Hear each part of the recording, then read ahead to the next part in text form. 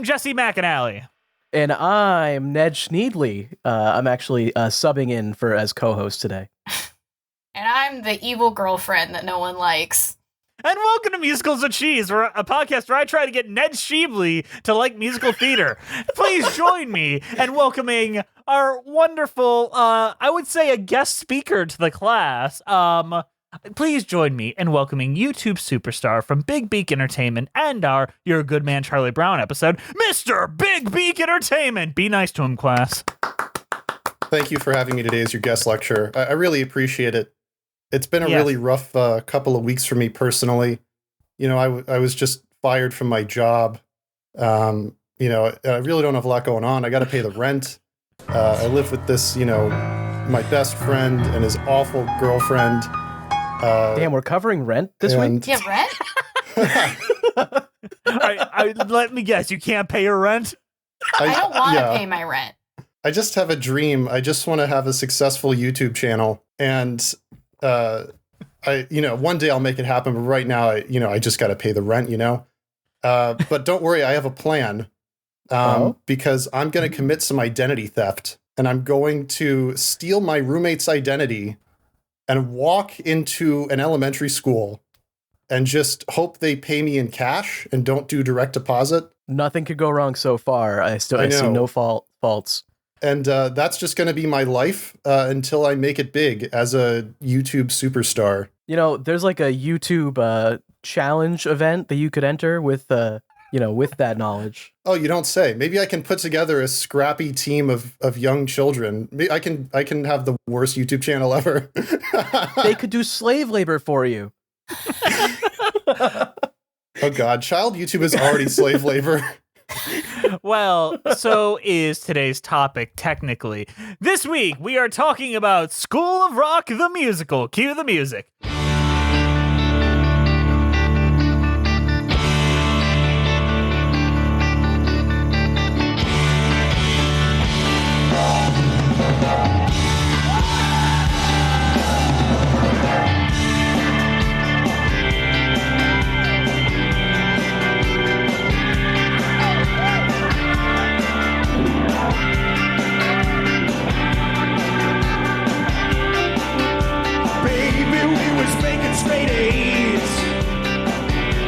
Stuck in the dumb days.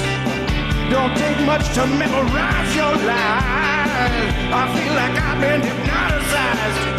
And then that magic man, he come to town. Woo-wee, he done spun my head around. He said recess is obsession to a toothpick pie. And now, baby, oh, I'm alive. I am alive. And if you wanna be a teacher's man, well, maybe you just better forget it. Rock got no reason, rock got no rhyme. You better get me to school on time. School of Rock, the musical, is a musical written by Justin Fellows, with music and lyrics by Andrew Lloyd Webber and Glenn Slater, the famous duo behind Love Never Dies. Is that not?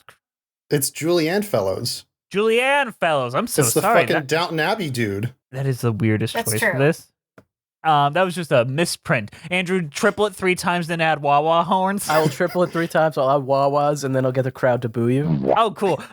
It is written with music I and don't blame lyrics you for getting that wrong. It's a weird thing for him to do. It's a weird thing for Andrew Lloyd Webber and Glenn Slater to do as well. I think this is their hot off of Love Never Dies and Stephen Ward period. It is based on Richard Linklater's film School of Rock, made by Nickelodeon Films. The musical made its Broadway debut and world premiere on December 6, 2015 at the Winter Garden Theater, following previews from November 9th, 2015. The production closed a whopping 4 years later on January 20th, 2019, after 1,309 performances. It was probably Andrew Lloyd Webber's most successful show in years. The plot of the show is the musical follows Dewey Flynn, an out-of-work rock singer and guitarist who pretends to be a substitute teacher at a prestigious prep school. After identifying the musical talent of his students, Dewey forms a band of 5th graders in an attempt to win the upcoming Battle of the Bands contest. Slave labor. But there's a reason why Andrew Lloyd Webber picked this. Literally, he just bought the rights on a whim, and he wanted to make a sort of chamber musical about kids playing the guitar, and he needed to find the sort of kids that are required to perform in the show, which is something that has been done before in like Jason Robert Brown's 13. It is not an unusual thing. However, this is the first musical since Jesus Christ Superstar in 1971 of Andrew Lloyd Webber that would premiere on Broadway rather than the West End, due to the specific reason of there is different laws for children performing in the US than the UK, and legally they would not have been able to make it work. There is one other reason that I want to flag up, which is the reason that Andrew Lloyd Webber would tell us, which is that children in the UK suck and are bad at music. I mean, this isn't even his first time writing for children, and because Joseph and the Amazing Technicolor Dreamcoat was originally written just for one specific school as a commission. And there's a lot of parts of this musical that sound very eerily similar to the choral vocals in Joseph. I do think that we should kind of start with the origin of this, because the origin of this concept doesn't originate with the Richard Linklater film. It starts with an actual dude who started a literal company called School of Rock. And then somebody made a documentary about it. And then completely unrelated to that, Richard Linklater made his movie. And the original dude, I don't know if his name was actually Dewey Finn. I think it was something a bit more respectable. And I don't think that he did like identity theft as a part of his business model. I would hope not. That is rarely a part of a business model. I think he said, I could sue them, but it's just such good branding. Like, how could I? He probably like tried to change his logo to match the movie. I think it does, because there's a School of Rock kind of near me. I see like 4 or 5 throughout Michigan. They are a relatively famous like institution. It was founded by a guy named Paul Green, by the looks of it. It's pretty close to Dewey Finn. Yeah, I think that they would be pretty nebulous names. Nebulous white man names. So, Big Beak, what is your history with both Andrew Lloyd Webber and the show and the movie it was based on? So, like every red-blooded American, I've probably watched this movie about 100 times because, when the teacher's hungover, this is what they put on. This or Remember the Titans. If you're, if you grew up in the South like I did, it's Remember the Titans and School of Rock. Mm-hmm. I don't think I've ever watched this in school. That's crazy. Yeah, me either. I wish I did. I'd much rather watch this than what the stuff they usually made me watch. Bill Nye the Science Guy. It's a much better movie than I'm used to. I've been watching all the Disney Channel original movies, and let me tell you, this was like a breath of fresh air. Did you watch Camp Rock 2 yet? Yeah, I've watched all the Camp Rocks. Camp Rock and Camp Rock 2 are like not the same movie. I can't believe like they even call it Camp Rock 2. It's just a massive drop off in quality. It's way worse than Camp Rock 1. I would say it's different. Camp Rock 1 is still bad. Yeah. They're all bad. They're all bad. It's just different. Mm-hmm. But anyway, my personal experience with this, so the year was 2018. My family, my parents, my sister, my then girlfriend, and I were in New York for my cousin's wedding in the dead of winter. I think it was during like the bomb cyclone or something. It was like January frozen. And I had just dragged them to the Irish Hunger Memorial because I really wanted to see that because I heard it was interesting. And they all were really upset at me because it was negative 30 degrees outside. So as we kind of wandered back to the hotel, we ended up stumbling into Times Square. And just kind of to seek out the warmth, we decided to go see a musical.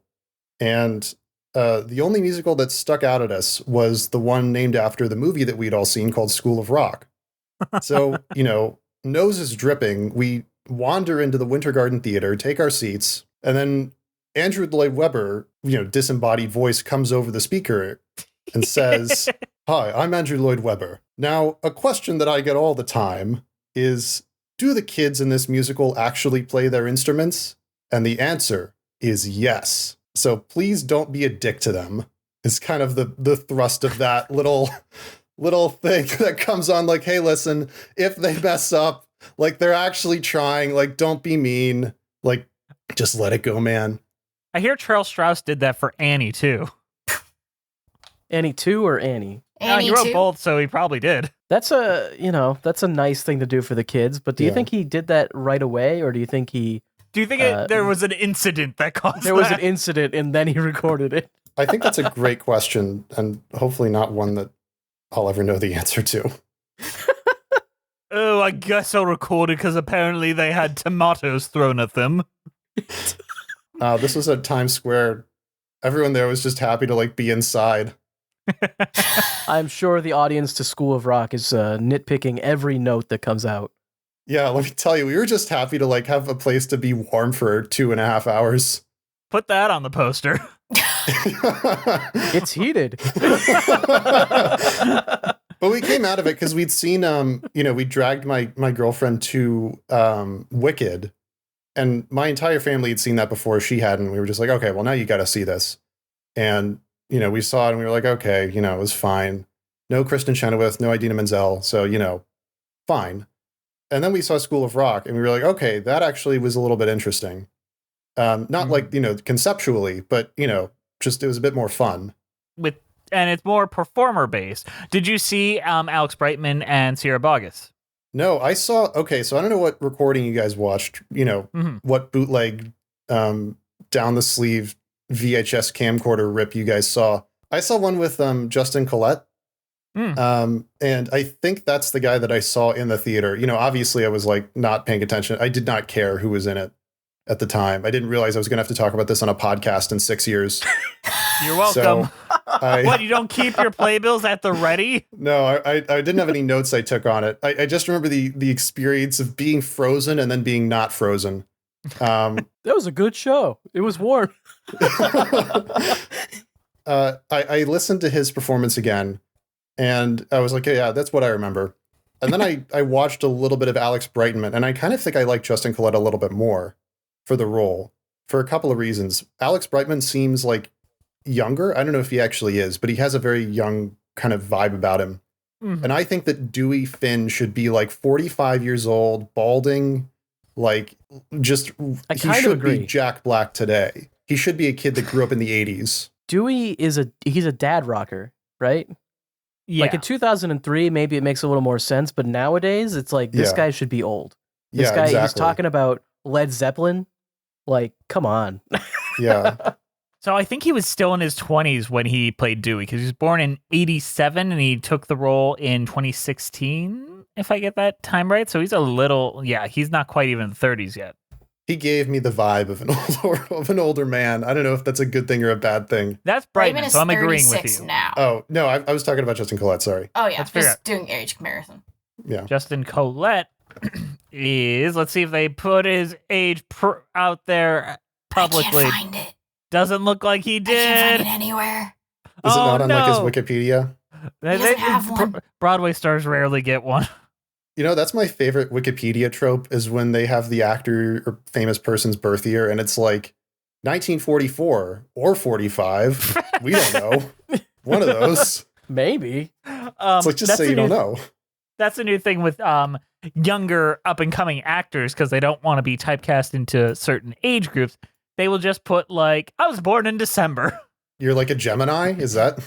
I'm either a Capricorn or a Sagittarius. Your guess, bitches. So, yes. Did you see the movie? You like the movie? Everyone here like the movie? Oh, yeah. Yeah, I remember liking it. The movie is as close to a perfect family movie as you could possibly get.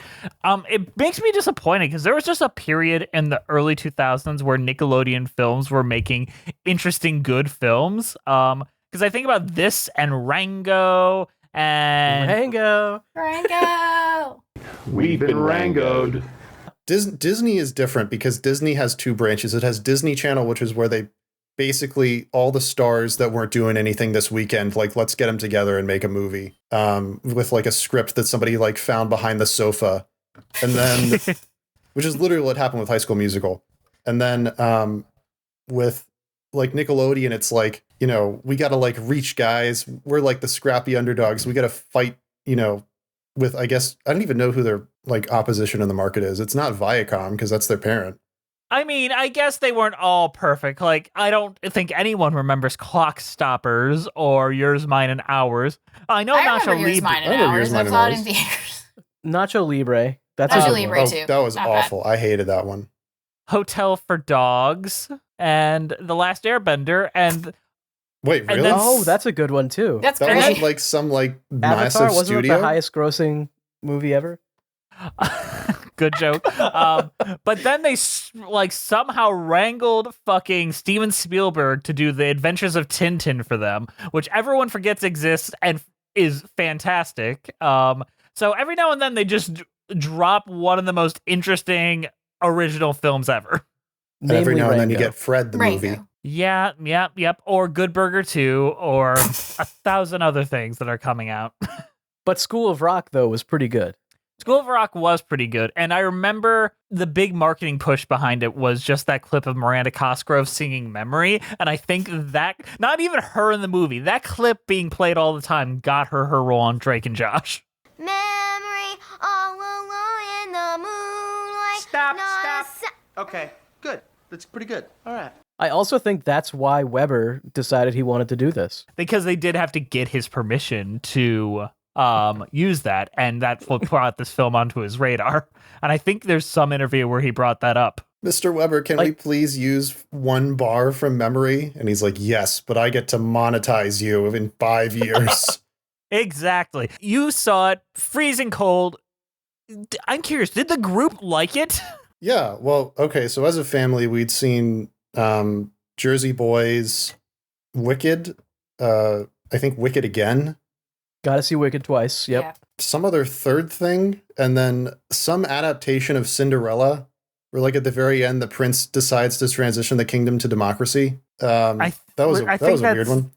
I think that's the Rodgers and Hammerstein one. I think this is the Midwestern schlub. Like, it's the perfect Midwestern schlub musical. Because it's all like rock music. A lot of it is like rock music based on rock music that you've already heard before. Mhm. Like, it's a movie that you've probably seen and like.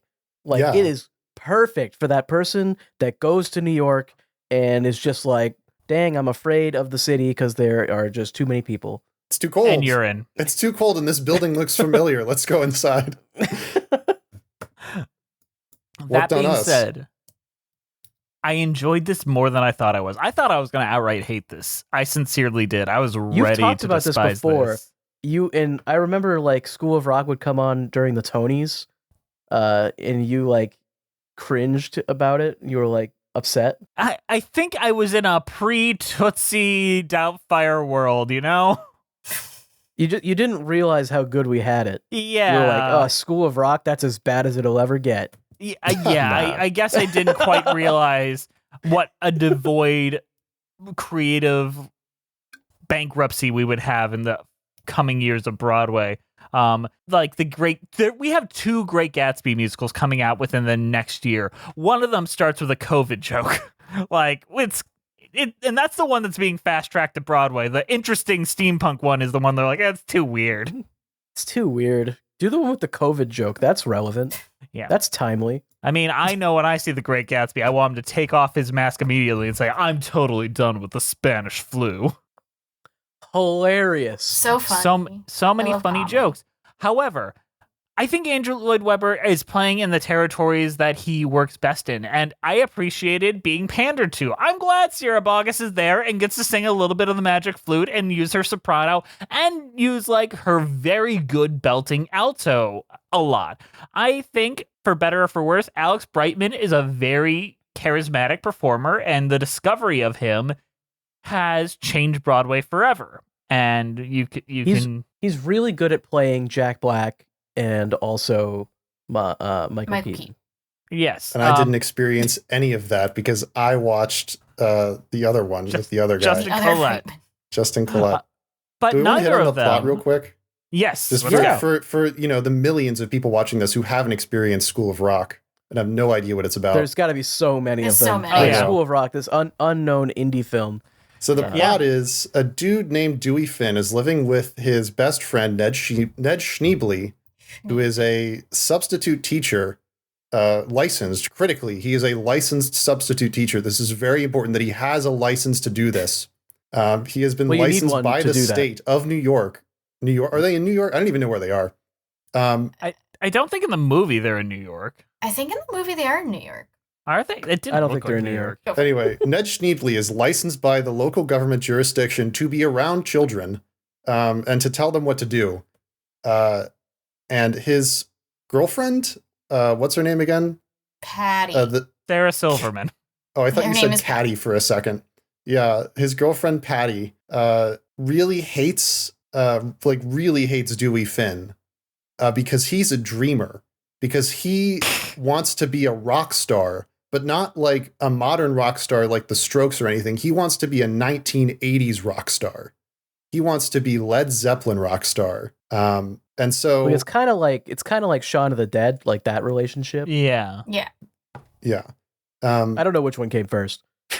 Actually, that's a good question. We can ask Edgar Wright what he ripped off.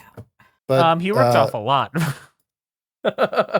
So Dewey Finn decides to commit a little bit of identity theft as a treat. He gets a phone call from Horace Green Academy, pretends to be Ned Schneebly, walks in the door and just says, "Yep, pay me cash, and I will go sit on this class for, however long you need me. I'll beat the kids whenever you want. I will, constantly complain about all the teachers here that are on crack.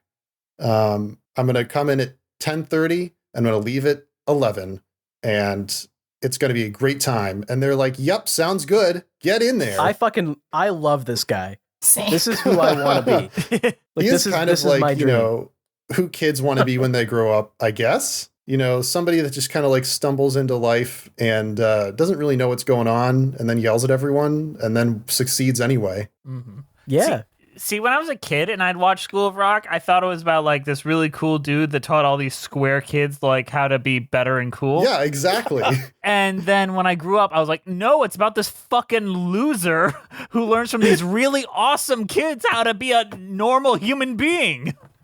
It's about how giving up on your dreams is sometimes good. I'm sorry, it's about how it's always good. I think that everybody gives up on their dreams in this, and I think that it's always treated as a success. Your dreams suck, kids. Yeah. Your Make dreams dreams are for stupid. capitalists. It's Also, a I different. can confirm Shaun of the Dead came out before School of Rock by like 2 weeks. Damn, they ripped him off. 2-ish weeks. But I really do believe that it is the perfect screenplay of want versus need, where they switch over. It is so perfectly structured. Everyone has a want versus need that changes and affects, and it's so emotionally rewarding, where even though not everyone gets what they want, they get what they need at the end, and it's great. I think that the stage show doesn't quite hit those beats quite as well. I feel like adding songs to this story doesn't help it much, but the songs are kind of cool and the kids playing instruments. It's pretty neat. I think that sometimes it works pretty well. I like how the first, we can talk about this when we get to the music, but I like how the first song kind of contains hints of what Dewey really needs, because he says he wants to be, a big hotshot rocker. And then at the end of the song, he admits, like, I just want to be accepted somewhere and belong. Mm-hmm. But like then that's glossed over immediately when he says, I want to be the best rocker that's ever lived. Dewey. Okay, me and Andrew were talking a little bit about this before. I was going to say Andrew is Dewey. Andrew is Dewey, but the biggest change we felt in the stage show versus the film is he feels a little... Ned Schneebly. Oh. I'm sorry, I'm Ned Schneebly today. Yeah, No, I guess I'm Patty then. That's... So Patty's completely correct, though. Patty is never wrong in this entire, like, she's right 100% of the time. Yeah. She's just maybe a little bit like I don't know rude if I go about that it. far. I feel like she's too pushy about separating the friends. Like he's living in their house for free. It's not unreasonable. I don't think that she really cares if they're separated. I think she just wants him to like get his own life and stop parasitizing theirs. Like if I was living with like my wife or girlfriend or whatever, and like, just her friend was there and she didn't do anything except kind of yell at us and, mooch off of us, I'd be like pretty upset, I think. Unreasonably so. You should let her do it. Living rent free is actually really baller and like super it's like an awesome future YouTube star when you just let their creativity thrive. Only if they can actually compete in the battle of the YouTube stars. Yes. So, when I first saw the School of Rock movie, Joan Cusack in that movie was an awakening for me, for a young 10-year-old me. My God, she is so beautiful in that movie. And then Sierra Boggess in this show. My God. Is it weird how Dewey, falls in love with the principal. That was going to be my follow-up point. There was not a romantic subplot in the movie, and then they made it this Harold Hill marrying the librarian thing in this, and it feels actually pretty okay with me. I kind of like it. I mean, you brought up the Music Man. Are you saying that because you like it, or are you similar. saying that because you're horny? I am both, and yes, it is very much like the Music Man. In fact, he is the Music Man that comes into her little sturdy, like, you know, uptight place and brings rock and roll and Stevie Nicks and love. So this was something that Justin Collette fucked up in my performance. So when they're at the bar and he's trying to like schmooze her into letting the kids go to the Battle of the Bands. Yes. He slips up. She's like, "So, Mr. Schneebly," and he's like, call me Dewey." And she's like, "Why would I call you Dewey?" He's like, "Oh, that's my middle name." But in my performance, she says, "So, Mr. Schneebly," and he says, "Call me Ned." And then she took like a the actress took like a beat, and she was like, "Why would I call you Ned?" And he's like, "Call me Dewey." "No, call me Ned, because Dewey's my middle name. So he got too deep into it. He was too deep in cover. I feel like the actress could have recovered that by just going, "Oh, okay," or something. Yeah, just exactly. Move the fuck on. Yeah, no, exactly. It reminds me of when Dick Cavett was the narrator Into the Woods, and he didn't memorize any of his lines, and the actors just had to adjust. Where it's like, and it's like it was supposed to be spell, but he said curse, and then the actors are like, "What curse?" And it didn't rhyme with what was coming next, so they just had to adjust. Did they like give him a teleprompter at some point? Like, no, he was just a little too old to probably be doing it. Did we ever actually bring up the thing that we tried to bring up a little bit ago about how the movie, how we were talking about the movie feeling different than the You can bring show? it up. Go ahead. I was thinking about it. I feel like in the movie, you kind of feel like his relationship with the kids is more earned than it feels in the show. And Jess's theory is that it's because the kids aren't in the show as much. Because they can only keep kids on stage doing things for a certain amount of time legally. So you kind of have to focus a little bit more on the adults, which I find weird because Andrew Lloyd Webber was quoted saying, like, "I want this musical to be different because it's got to be more about the kids than the adults." And then I see the show, and I don't think it's a bad choice, but they do focus on the adults a lot more than the kids, giving Schneebly his own romantic subplot and everything. I mean, yeah, on one hand, you do want to focus more on, like, his victims. These damn child labor laws ruining Broadway shows. How are we supposed to do Annie anymore? I think that they did add, like, the song for the kids about, why don't my parents listen to me? You know, because I'm 10 years old. I've got something to say.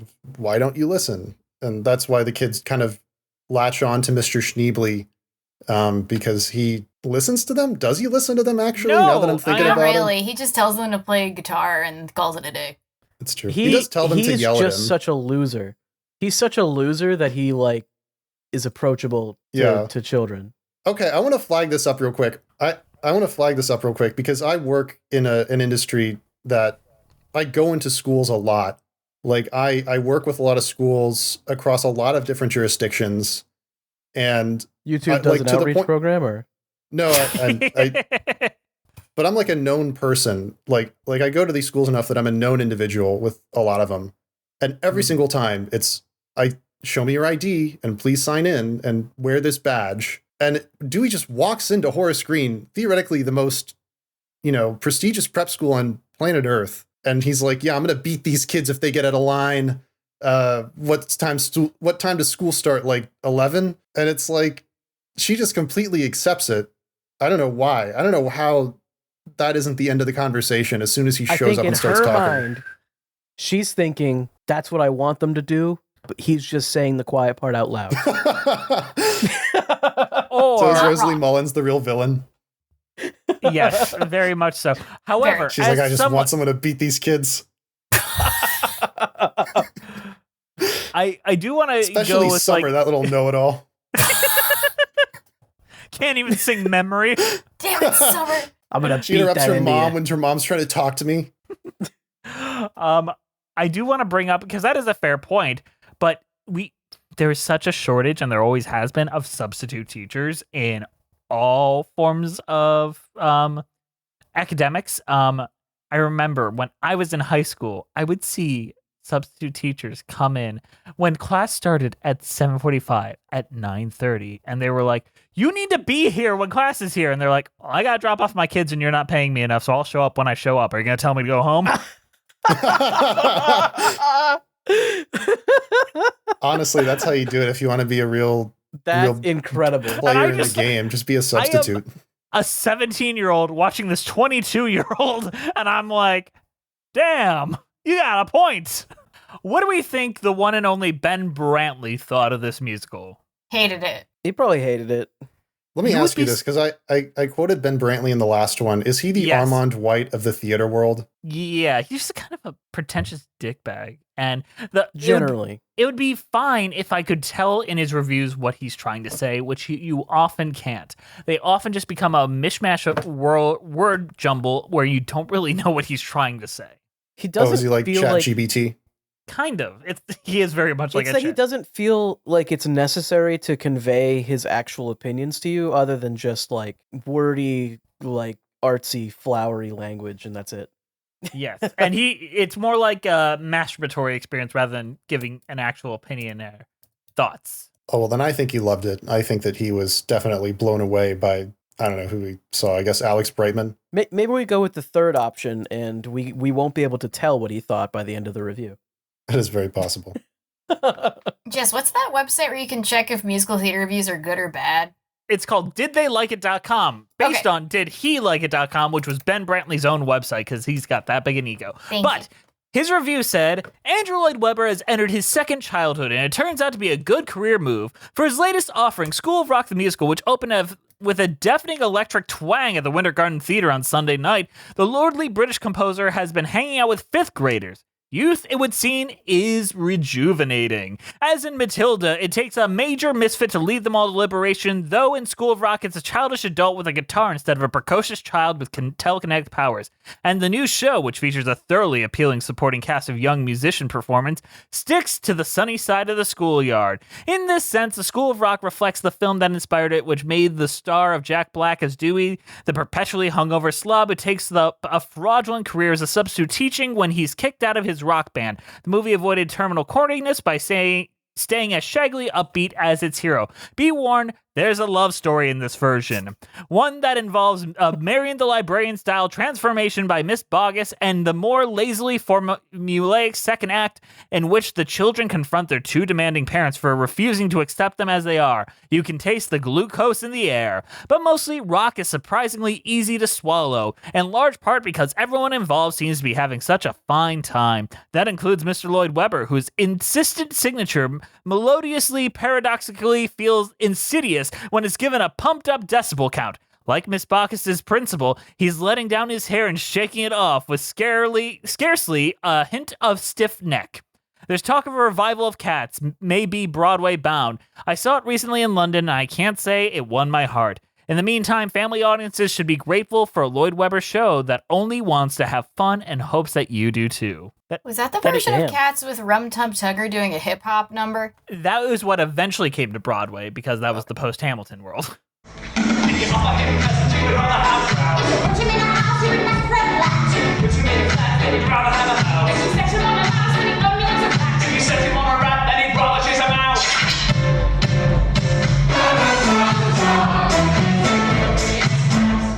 I have a theory. I think Ben Brantley is secretly really into dad rock. I have another theory. I think that he just identified with Dewey Finn and his fraudulent career. Damn, I didn't even say it. You know, honestly though, I was able to understand what he was trying to say more in this than any other review we've ever done, I think. Yeah, but then when he's talking about Andrew Lloyd Webber, he adds 5 adverbs describing him. Melodiousness paradoxically. Yes, I think he's just got a word count he's got to hit. maybe. He's like those like old novelists who like got paid by the word. Just needs to keep writing. Let's compare our opinions to those of the folks on Letterboxd.com. It's time for previews, the Letterboxd game. All right, Big Beak, do you remember how this goes? Yeah, I think so. Who am I going up against? You're going up against Andrew. Oh, and for those at home, this is a game where we read real letterbox reviews, and you have to guess whether they're 1 star or 5 star just based on the review alone. All right, Big Beak. This review is: IK Sarah Silverman is a terrible person, but she looks so good in this movie. I'm gonna say 1 star. That's a 5 star. Liz, why don't you go for Andrew? All right, you ready, Andrew? Yeah, School of Load of Cock. that is a fucking 5-star if I've ever heard one. That's Load a of 1, cock. dude. They rated it wrong. It was literally a misclick, I think. All right, Big Beak, you ready? Yeah. KKJGFFFHJCCCVBBB. That translates to gay key smash. Dang, that's a lot. That's a lot of clues, I think. Honestly, Is that like Latin numbers or something? Were they trying And to it's hit me all with one like word. It's all one word. Oh my gosh. Okay, so I'm basically just flipping a coin on this one. can we hear it in a sentence? The review wrote KKJGFFHJCCCVBBB. All right. And only I guess, the K is capitalized. Okay, I'm guessing that was a series of like butt clicks. So somebody accidentally reviewed this movie. What did they accidentally give it? I think that's a 1-star accident. That is a 5-star accident. All right. Oh. Pro tip, that is what's known as a gay key smash. That is a compliment. Is that true? That is true. Is it that Dewey is like? Who isn't attracted to Jack Black? On some he's level. All right, Andrew, you ready? After these ones, yeah, I think I'm totally ready. There's some easy ones here. Why did I cry? Because of it's sad. We're gonna go 5. That is correct. Andrew is on the board. Big Beak, we gotta get there. We gotta beat him. We're gonna win. Ooh, okay. All right. Hit me with another one, I guess. He looks Try like not the to man whiff this who one. I'm sorry I'm letting you down. he looks like the man who fired me 2 weeks ago in this movie. What the fuck? Man. Oof, brutal. All right, well, I mean, you got to be in a pretty bad headspace to be thinking about that, so I guess I'll go with 1 star. That was a 5. What All right. the fuck? I should just pick the opposite. I was doing trivia on Tuesday night. I got every single one of them wrong. I'm not having a good guessing week. Which one hurt the most on the trivia night? When the question, all right, so I was playing with a group of friends, and one of the questions was like how long was Tom Brady married to Giselle? And I was like, I don't fucking know, like 10 years, and it was actually 12. Oh, so and then, close. Another one was like, what year did Superman debut? And I was like 1942. It was 1938 or 1936. And I was like, oh, so it's like we were getting progressively fewer numbers away. So we were like 4 off, and then we were 2 off, and then we were 1 off. And I was like, well, I'm gonna get the next one. And then I was off again with that one, but luckily they got it without me because they had learned to stop listening to me by that point.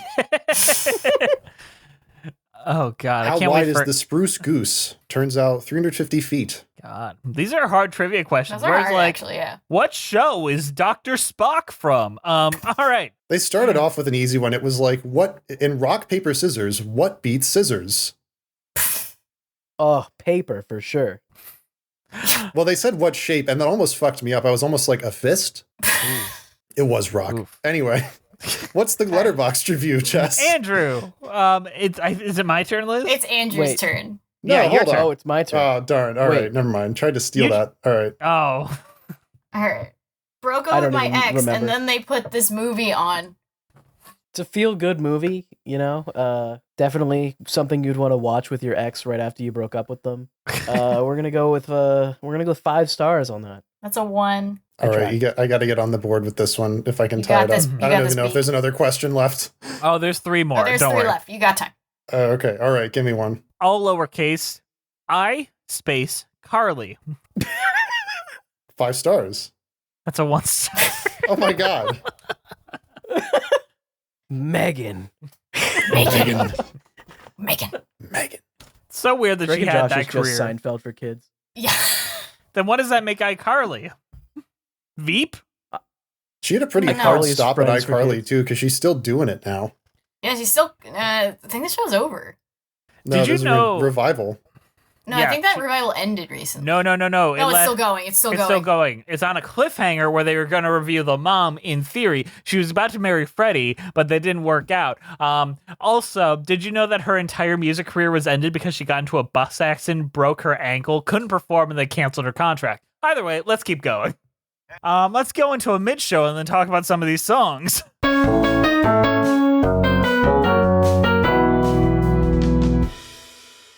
Hey guys, sorry to interrupt you in the middle of the show, but we've got a shill at you. Today's show is brought to you by the extremely kind donations by our donors over at Patreon. Patreon's this wonderful place where you will get extended episodes and cool things like that.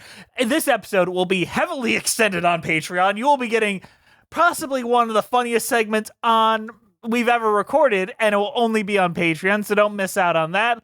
Our current patrons are Melissa Goldman, Danielle Renix, Justice Stampede, Ewan Cassidy, Monica Thoreau, Brent Black, Nathaniel Stacey Coombe, Joseph Evans Green, Mary Lou Choquette, John Vanels, Russ Walker, Musical Hell, Emily Gracie, Kyle Summers, Janae C, Scoot in the Technicolor Dreamcoat, Liz Lim, Nothing is Certain Except Beth and Taxes, Thespian, Robert Benjamin, Jessica Teed, Mitchell Young, Chai Teacup, Chris Smartcoat, Kiji Marie Anastasio, Trevi Joseph, Layla, RJ Narija, Juliet McLennan, Bjorn Hermans, Toriana Frazier, Sammy the Atticman Amount Jacobson, Lionel Morton, Kaylee Blazier, Cinema Again Reviews, Villainous Miss, Sophiana Ali, The Omega Geek, Paige Pearson, Mighty Wargle, Elisa Erdman, Anna Loskatova, Sarah Dunbleckier, Evan Ball, Zachary Torres, Rora Marasso, Mara Forloin, Lisa L., Possessed Washing Machine, Nick Roten, Puffy Boy, Julia Hardy, Jay Kusia, Sydney Hicks, Anna Bell, Billy Clifton, Andrew Wright, The Red Caboose, and Katie. They all give us extra financial support that helps us keep the lights on here at Musicals with Cheese.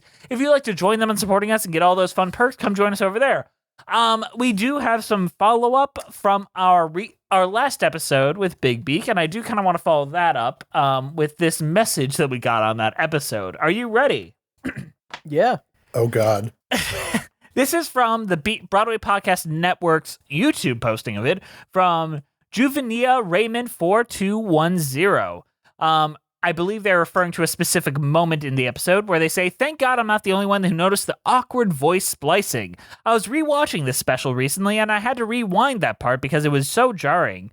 Patty, according to the TV Tropes," yes, I read the TV Tropes page for You're a Good Man, Charlie Brown, don't ask me what I'm doing with my life, said she was put in as a stand-in for all the strip's non-Lucy girls. With a lot of Sally's cloud cuckoo lander tendencies, with the Freda's eagerness to get Soupy's chase rabbits, which is maybe why her character feels so different in the musical. Two completely different characters. It's so obvious that the lines were originally written for a different character, but I guess directors figure, well, they have the same name, they're basically interchangeable, right? It is kind of funny how Charlie Brown was kind of lampshades the opening number of how the song doesn't make a lot of sense thematically. Wonder why they stopped to say, "You're a good man, Charlie Brown. Never liked me anyway." By the way, would you consider doing an episode on the sequel to the show, Snoopy the Musical? It's basically the same show, except I would argue it's even less of a story than You're a Good Man, Charlie Brown. I enjoy some of the songs, but overall, I prefer You're a Good Man, Charlie Brown, despite its flaws. Oddly enough, it also includes Sally's coat hanger monologue. Like, word for word, the exact same monologue. I'm not sure which one was the copycat. I'm tempted to say Snoopy, but that may just be my bias. LOL. Any thoughts on that, Big Beak? Geez, what am I grading, a graduate level thesis? There's a lot going on in this comment. Yeah, I think that there's some interesting questions about like character relationships and the interchangeability of characters in mass media. But then, if I think about it a little bit harder, I'm just like, they just didn't really care that much. I don't know. I did like Snoopy the Musical more than You're a Good Man, Charlie Brown, if for no other reason than it doesn't have the pretensions of a story. It doesn't like even pretend that it's about anything. So yeah, one thing that I kind of kicked myself after we ended the episode for You're a Good Man, Charlie Brown. And now that I'm, required to relitigate it, I'll just mention this. There is no point in the episode where he proves that he is a good man. Well, he's not. Like, I mean, Charlie Brown is objectively does anyone not walk a good away from that person. and think like, yeah, Charlie Brown got his, just desserts or something? I am uncomfortable with the fact they call him a man. Let's get back to the show.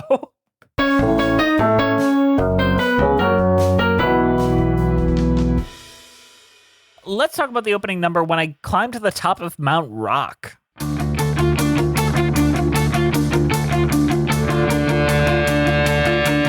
strumming my axe in a basement dive with my totally kick-ass band. When an army of A&R men will arrive with pens and contracts in hand, and they'll whisk me away in a big black car, and the record execs and the girls from PR, they'll know from the start what a major league star I will be. Just wait and see. When I climb to the top of Mount Rock, and I'm there staring down from the heights, with the crowd at my feet and a 7-inch bulge in my lizard skin spandex tights, I'll dive off the edge straight into a crowd that's screaming my name out loud, and the gates will unlock at the top of Mount Rock. It's all right. I think that it's a good I Want song. As good as anything else. It's really weird to hear like a rock musical. I guess I haven't listened to a lot of them. Yeah, you haven't listened to Rent. It's like you told an AI to write a rock musical. I guess this is probably what would happen. It has kind of the pretensions of rock. Like it's aesthetically similar to rock. It's got the same instruments, but it doesn't really like sound the same. Like I couldn't hear like Toto playing this or anything.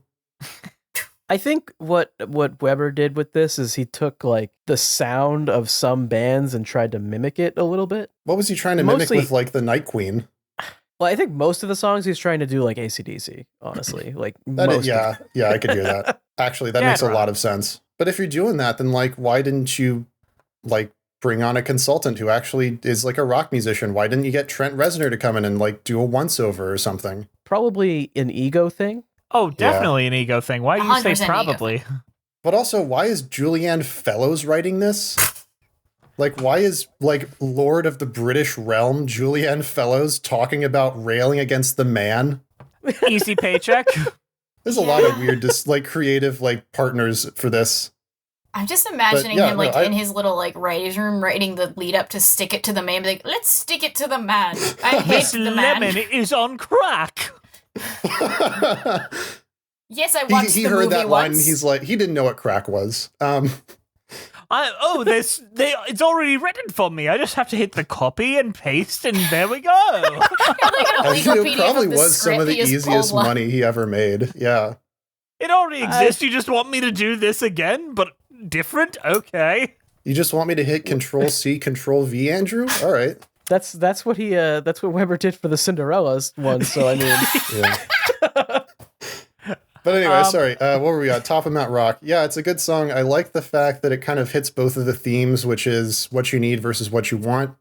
You know, Dewey starts saying, "I want to be the rock god of 1985," and then at the end, he kind of like the mask drops a little bit, and he says, "I just want to be, you know, loved and respected and placed where I belong," which is at the top of Mount Rock. Yes, it is a self-aware kind of jab that I feel like it's owned by Alex Brightman and that type on Broadway now, where it's like, I'm going to do faux sincere and then immediately undercut it.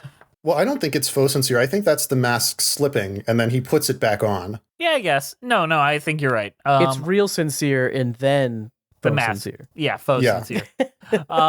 Let's move on to Stick It to the Man, which is like the main... Well, no, hold on. Let's move on to You're in the Band, which is the one that they always perform and the one that's really like the showcase of the kids and all that, and the one where Andrew Lloyd Webber's musicals came together in a metaverse kind of meeting on the Today Show. If you play the piano, you can play the keys. I want to play classical. So just loosen it up and strut your expertise. I don't think I can. Take a look at this music and let your mind expand. What? Awesome! You're in the band. Yeah, dude. Okay. Now, who's gonna be my drummer? Awesome. Yeah, isn't this where all of them showed up? Yeah. Yeah, We watched Cats, this. Phantom of the Opera, all of them. They It all was showed painful. up. It was horrendous. Wait, really? Like the end of like Avengers Endgame, they all just come out of the portal? No, they kind of come out of a portal, but they actually just walk through the door of the classroom. Yeah. You're in the Band, a very fun song, good showcase of all the children performers, and I get why they always perform this one. I really do enjoy this moment. it doesn't quite hit as the same, and the lyrics are kind of garbo, but you know what? I still like it. I like the part where he like assigns Summer to be a groupie, and she like looks up that term on her phone. She's like, "No, Mr. Schneebly, groupies are sluts. They just sleep with a band." I mean, that it's like true though. Like, why would you assign a child? I don't know why to be he assigned her groupie? that. And then he's like, how about manager? That sounds like a job, right? And then she took it seriously. Credit to Summer. They wouldn't be there without her. I do want to talk about that song when we get to it. Time to play? Yeah. Let's talk. Let's do it.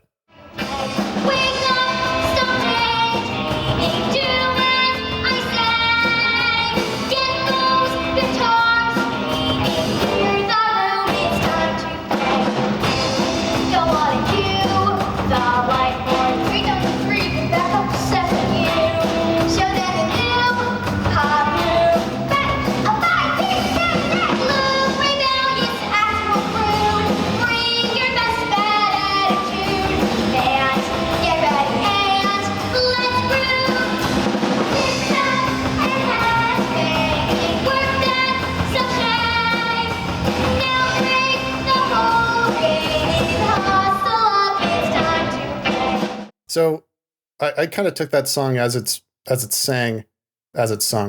Please cut that embarrassing improper Triplet, speech. Make it louder, add echo. Only for you, Julianne Fellows would like break my knuckles for that. You mean Justin Fellows? Justin Fellows. Who's this Justin Fellow? No, I've never had a boss threaten to break my neck before. I don't know how motivating that would be. She's very she threatens a lot of violence against her employees, which, I don't think that's an effective management strategy personally. But, I guess that's enough to impress Mr. Schneebly. He's like, if I can't hit the kids, at least they'll hit themselves, I guess. I mean, you can't control them. Like, you can't tell them not to hit each other. I mean, I've seen teachers in schools that will watch a fight start and only intervene after it gets a little too bad. Well, they want to see who's going to win. Yeah, they just want to watch. They've always got money down. Let's talk about Where Did the Rock Go? Back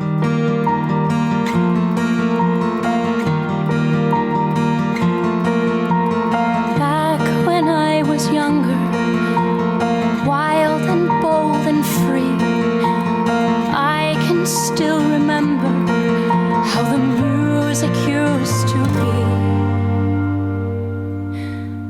Chords like rolling thunder, loud beyond control. Every note and lyric branded right across my soul. Where did the rock go? Where's the rush of those electric guitars? Where are all those voices raised to heaven, blazing down like shooting stars?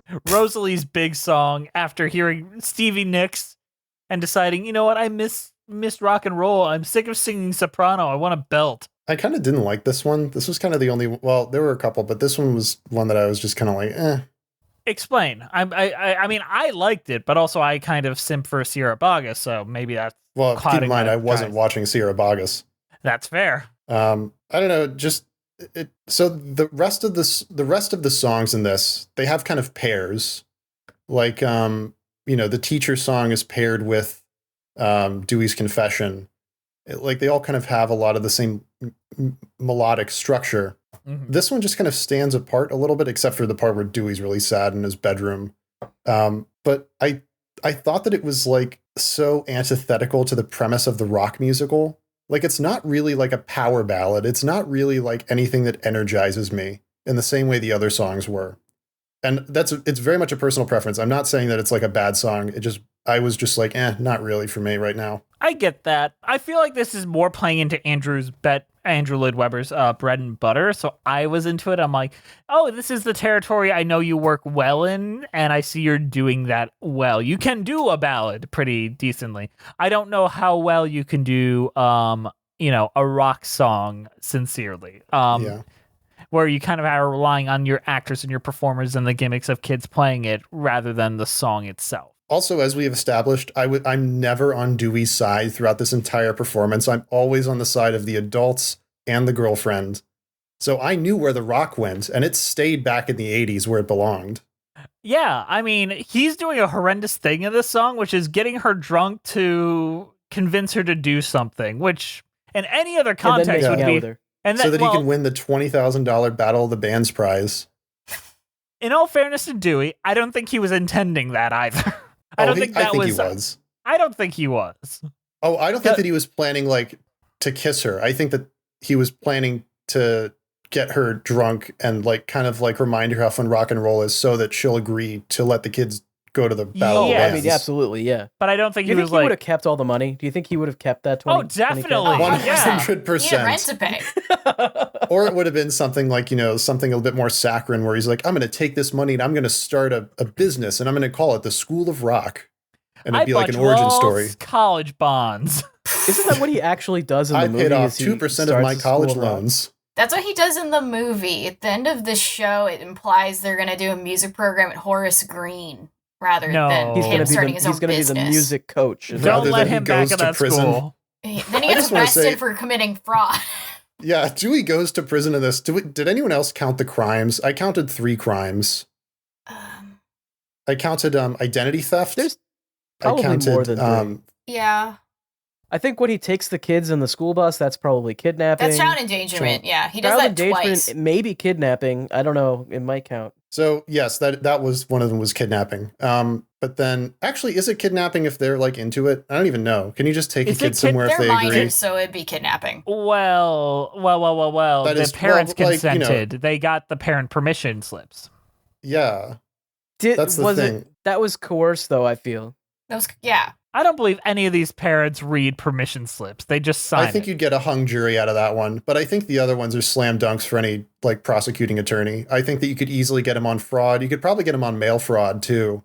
Yeah. What about female fraud? Female fraud? Well, that was the Where Did the Rock Go scene. Yeah. That's a crime in itself. Andrew, why don't you tell us your overall thoughts and your cheese rating? Okay. My overall thoughts are that it was pretty fine. I mean, it's basically as good as the movie, which the movie is pretty fine. So I just wanted to mention that I really like at the end when they do the magic flute with the rock, like the rock I like band. that a lot. I thought that was fun. Yeah, I really like that too. That was probably the best part of the show, in my opinion.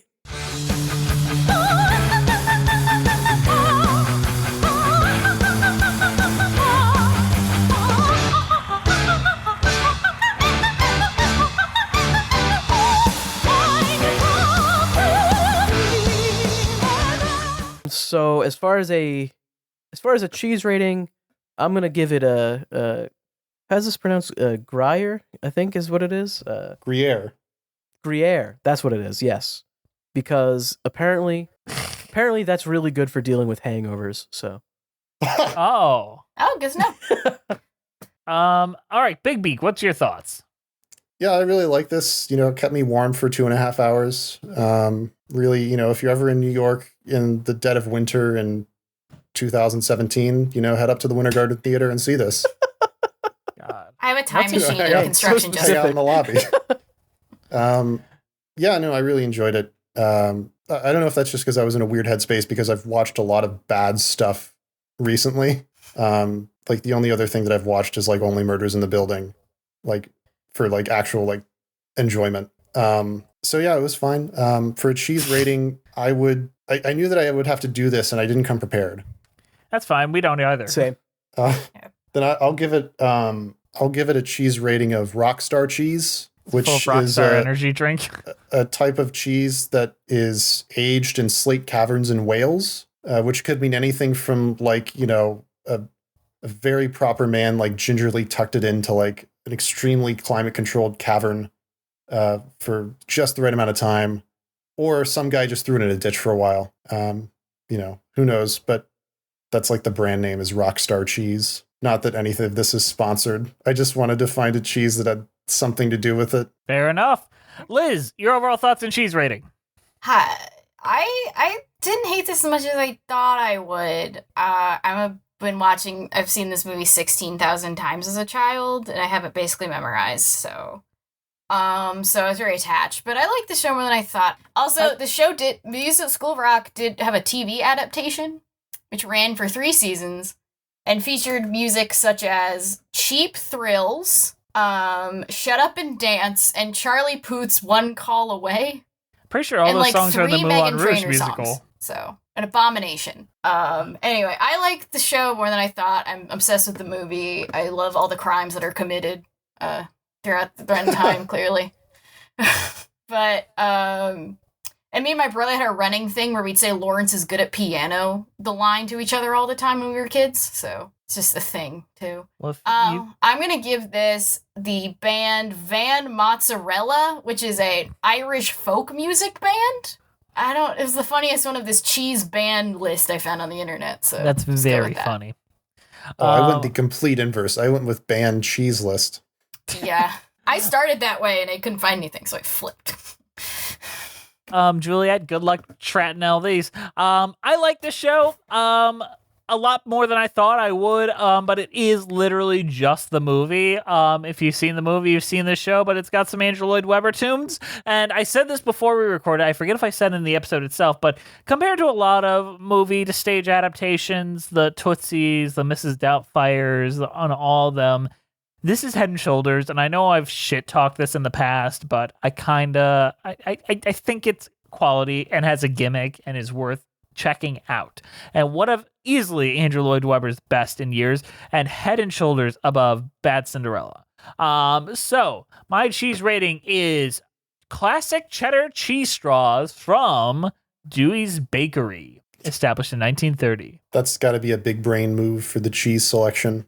That's my go-to. I'm very much a wish for more wishes guy. Andrew, before we wrap this on up, and we should have done it a while ago, I do want you to look at the bottom of our doc. You have to place this in your Andrew Lloyd Webber ranking, and we have to continue that. We picked up right where we left off with Joseph. So where are you going to put School of Rock in that?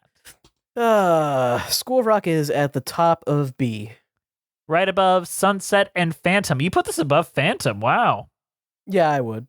I had more fun with this one. Fair enough. So that is now in there. Big Beak, promote your wonderful content for the world to see and tell us what you've got coming up. I've got nothing coming up. I've Disney Channel, for like 6 months. Oh my gosh, that thing's not going to be out for like a year at least. I haven't even finished. I've still got like 20 left. Get excited. That's an awful time. Yeah, I get excited for like the longest video I've ever made. Have you watched Can of Worms yet? Yeah. That's Nickelodeon, I think. Okay, listen. So Can of Worms is weird because I started that one, like, that's like one of the first ones. And I was like, man, that was awful. But I didn't realize just how awful it could be. And I they was get really way worse than that, I'm pretty sure. I was really tempted to go back and raise it up because I put it at like C tier. And I was like, nah, that's at least B tier. And then I'm like, you know what? I'm not rewatching it. I'm going to go with my gut. It's C tier. Awesome. You have an incredible YouTube channel. You just released an incredible Fallout 3 video. One of the best edited videos I've ever seen on YouTube. Truly, really fantastic work. Oh, thank you. I really liked your Last of Us video too. But you know what? Thank you guys for listening. Please follow us on iTunes, Spotify, and wherever else. At Musicals with Cheese. We're on Twitter at Cheese Musicals, Patreon Musicals Cheese, Instagram Musicals Cheese, YouTube page Musicals with Cheese, Patreon only podcast, Patreon with Cheese. Email us to tell us how wrong we are about 9/11 at musicaltheaterlives@gmail.com. Our keeper of the cheese is Juliet Antonio. Here's some ASMR for you. This show is edited by Andrew DeWolf, and he's doing a great job. Our theme songs were created by Robyn, Nash, IOU Music UK. Thank you to the Broadway Podcast Network for for having us on the platform and for not kicking us off because they hit the Pentagon. All right. Andrew, anything else you have left to say? We've said it all. They're in the band. We'll see you next time on Musicals with Cheese. I'm